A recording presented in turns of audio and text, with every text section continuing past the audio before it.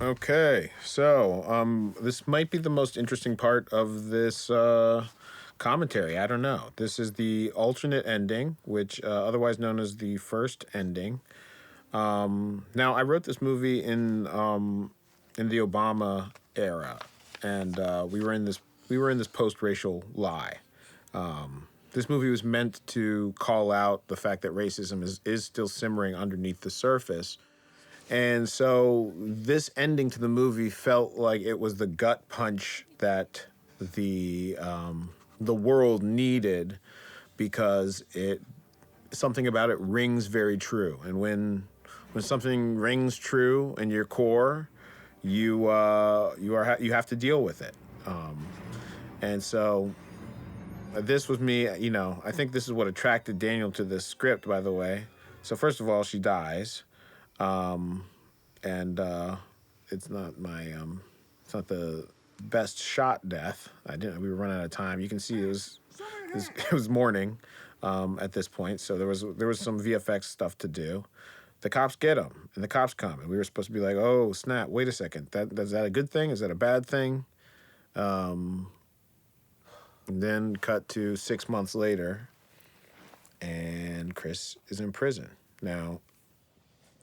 The idea here is he's been through such mental shock and torment, and the house and everything, all the evidence is burnt down. And of course, this is a system that values the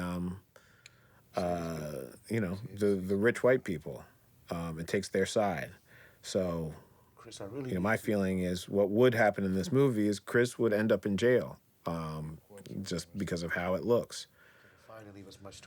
This was a really powerful scene to shoot, and Daniel and Rel's acting is just so good. It was kind of criminal to move on from this in that respect because, we found this thing where Daniel isn't looking at Rel the entire scene until he needs to tell him, look, it's 6 months. You're fighting a lost fight. You're trying to unhinge. You're up against some Illuminati shit. Chris is a martyr.